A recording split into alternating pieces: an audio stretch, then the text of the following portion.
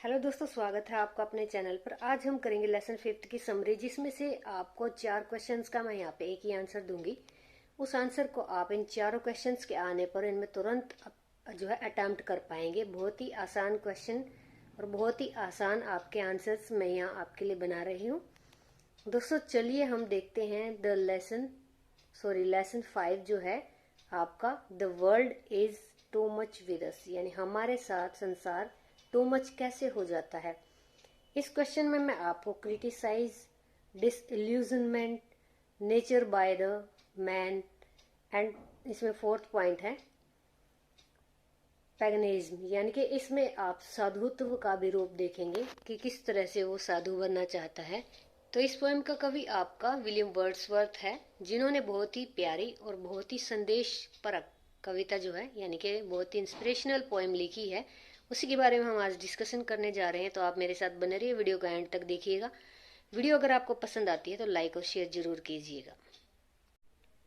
तो इसमें देखिए, आप जहाँ देख रहे हैं the world is too much with us, यानी संसार हमारे साथ टू मच कैसे होता है, बहुत ही ज़्यादा, यानी कि अति किस चीज़ की होती है। यहाँ पे क्वेश्चन को जैसे कि मैंने आपको बताया था स्टार्टिंग में कि हम इसमें क्रिटिसिज्म करेंगे, यानी कि आलोचना करेंगे। किसकी आलोचना करनी है? यहाँ पे हमें इंसान की आलोचना करनी कि उसने प्रकृति के साथ कैसे बिहेव किया है। फिर इसमें डिसइल्यूजनमेंट भी हमें यहाँ पे देनी है, यानी कि किस तरह से जो उदासी भरी रहती है या किस तरह से हम जो प्रकृति के साथ खिलवाड़ करते हैं। फिर है पेगनिज्म, यानी कि साधुत्व, जो कि मैंने आपको बताया था, कवि साधु बनकर प्रकृति की रक्षा और उसका प्रसार प्रचार करना चाहता है। फिर यहाँ पे फोर्थ क्वेश्चन जो है उसका आंसर बनेगा ट्रीटिंग नेचर बाय मैन, यानी आदमी नेचर को किस तरह से ट्रीट करता है, किस तरह से उसको बिगाड़ता है। ये सारे क्वेश्चन जो हम यहाँ पे एक ही आंसर में करेंगे। किसी तरह का भी क्वेश्चन आपका अगर आ जाता है लेसन फिफ्थ की समरी से 6 नंबर में या 12 नंबर में, दोनों तरीके से आप इस क्वेश्चन को लिख पाएंगे। आप लिखने का तरीका साथ साथ मैं आपको बताती जा रही हूँ। हर एक क्वेश्चन में मैं आपको यही बताती हूँ कि आप लिखने का तरीका क्या यूज़ करेंगे। तो चलिए हम देखते हैं, वीडियो में आगे बढ़ते हैं। This is one of the finest poem of William Wordsworth, यानी विलियम वर्ड्सवर्थ की ये सबसे अच्छी, फाइनेस्ट मीन्स क्या होता है, सबसे अच्छी पोएम है। ओके, इन दिस पोएम, इस पोएम में poet discusses about disillusionment with the materialistic of man, यानी कि आदमी का बिल्कुल एक तरह से धातु रूप जो कहते हैं, या बिल्कुल सांसारिक हो जाना, भौतिक रूप हो जाना, उसके बारे में बताया गया है। डिस्कस अबाउट डिसइल्यूजनमेंट विद, प्रकृति के प्रति उसका जो अलगाव हो जाना और बिल्कुल भौतिकता में उसका खो जाना, इसमें हम इस बात के बारे में डिस्कस करेंगे।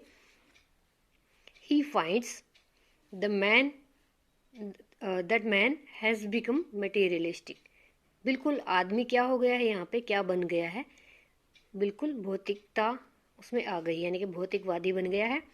ही in endless mad race of earning and spending money, यानी कि जो इंसान है या मानव है वो एक एंडलेस यानी अंतहीन एक पागल रेस में, अंतहीन पागल रेस में वो दौड़ रहा है। यानी कि कौन सी रेस है उसकी? अर्निंग की, यानी अर्न करता है पहले, फिर उसको स्पेंड करता है मनी को। उस दौड़ में, अंधी रेस में बोल सकते हो आप, पागल रेस में बोल सकते हो, दौड़ रहा है। He is wasting his time in material, यानी वो अपना टाइम जो है मटेरियल के लिए, यानी कि धातुओं के लिए, तत्वों के लिए क्या कर रहा है? लगा रहा है। परस्यूट्स मीन्स लगा रहा है, अपना टाइम वेस्ट कर रहा है मटेरियल परस्यूट्स के लिए, यानी कि जो चीज़ें हैं, भौतिकता से जुड़ी चीज़ें हैं, उनके बारे में अपना टाइम वेस्ट कर रहा है। He is neglecting great wealth of nature, और वो नेग्लेक्ट किसको कर रहा है? महान धन या संपदा बोल सकते हो, प्रकृति की। ही कॉन्टिन्यूसली नेग्लेक्ट्स द नेचर, और वो लगातार क्या किए जा रहा है? नेग्लेक्ट कर रहा है या अनदेखा करता जा रहा है नेचर को। Okay, he says that man is totally cut off, यानी कि आदमी, वह कहता है कि जो आदमी होता है वो पूरी तरीके से क्या हो गया है? कट ऑफ हो गया है नेचर से। आप देख सकते हो ये चीज़ें, तो हमारे आधुनिकीकरण में आप भी देख सकते हो, इनको नोट डाउन कर सकते हो, लिख सकते हो। फ्रॉम नेचर, यानी प्रकृति से इंसान बिल्कुल कट ऑफ हो गया है। नेचर इज स्टोर हाउस, अब नेचर को कवि ने क्या कहा है? एक स्टोर हाउस कहा है, किसका स्टोर हाउस है? ब्यूटी का, सुंदरता का, यानी कि बहुत ही प्राकृतिक संपदा है यहाँ पर, बहुत ही सुंदर है। When it is moon light night, यानी कि यह चांदनी रात जब होती है। When it is moon light night, जब चांदनी रात होती है। द सी ऑफर्स अस, हमें प्रस्तुत करता है, रिप्रेजेंट करता है, ऑफर करता है, उपहार देता है ग्लोरियस पिक्चर का, शानदार पिक्चर का उपहार हमें प्रस्तुत करता है। व्हेन द विंड स्टॉप, जब हवा रुकती है, जब हवा रुकती है क्या होता है? दे सीम एजलीप, यानी कि क्या लगता है? हर एक चीज़ जो होती है, या समुद्र भी हो सकता है, वो क्या हो रहता है? सो गया हुआ लगता है। यानी जब हवा रुकती है तो सारी चीज़ें जो हैं ऐसे लगते हैं जैसे रुक गई हैं, सो रही है। नेक्स्ट इसमें देखिए, नेक्स्ट सेंटेंस है When sea waves begin to rise, जब समुद्र की जो लहरें होती हैं वो शुरू कर देती हैं क्या? उठना। It seems God is changing to shape, कि भगवान इसकी जो शेप बदल रहा है। जब लहरें ऊपर उठना शुरू कर देती हैं तो ऐसा लगता है भगवान जो है इसकी शेप को चेंज कर रहा है। The old Greek to worship, all Greek used to worship nature, जो पहले ग्रीक निवासी थे, ग्रीस के जो लोग थे, वो क्या किया करते थे?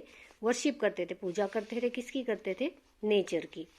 द पोइट रिग्रेट्स, यानी अब जो पोइट है वो पछतावा करता है, खेद प्रकट करता है कि Christians have become insensitive to the nature, जो क्रिश्चियन है, यानी कि जो पोइट है वो क्या है? क्रिश्चियन है। वो कहता है कि अब मैं पछतावा करता हूँ, खेद व्यक्त करता हूँ, जो क्रिश्चियन है, जितने भी ईसाई हैं, वो बन गए हैं इनसेंसिटिव, यानी कि बिल्कुल उनमें भावनाएं नहीं है नेचर के प्रति, to the nature. They have become totally materialistic, अब वो पूरे के पूरे तरह क्या बन गए? भौतिकवादी बन गए हैं। The poet wants to be pagan, अब यहाँ पे कवि क्या करता है? इतनी सारी जो बुराइयां संसार की देख लेता है, इसके बाद वो प्रकृति के प्रति अपना प्रेम जगाता है और कहता है पोइम के थ्रू, पोइट जो है वो क्या बनना चाहता है? टू बी अ पैगन, एक साधु बनना चाहता है। The pagan were those people, यानी पैगन अब बताता होते कौन है? द पैगन्स वर दोज पीपल, यानी कि वो ऐसे इंसान होते हैं, ऐसे लोग होते हैं who wants to be live according to the nature, जो चाहते हैं रहना according to the nature, nature के अकॉर्डिंग रहना चाहते हैं। दे वर्शिप द नेचर, अब वो क्या करते हैं? नेचर की जो क्या करते हो? पूजा करते हैं।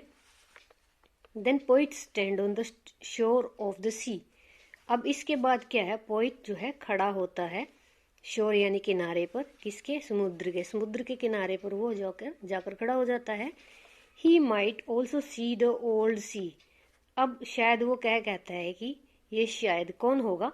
ही might also see the old sea god Triton blowing his conch, अब यहाँ पे उसने कहा है कि जो समुद्र का पुराना देवता है, जो समुद्र का पुराना देवता कौन था इसमें? क्रिश्चियन का देवता ट्रिटोन, वो क्या कर रहा है? ब्लो कर रहा है अपने कांच को। ठीक है, तो यहाँ पे क्वेश्चन ये आपका एंड होता है। और हर तरह के क्वेश्चन जो भी मैंने आपको स्टार्टिंग में बताया उन सब में ही यही क्वेश्चन है जो आप लिखेंगे, क्योंकि हर एक क्वेश्चन से मैंने बिल्कुल सेम सेंटेंसेस आपके लिए इकट्ठा की हैं और इन सेंटेंसेस के थ्रू एक क्वेश्चन को तैयार किया है। किसी भी तरह के क्वेश्चन के लिए यही क्वेश्चन आपका लिखा जाएगा।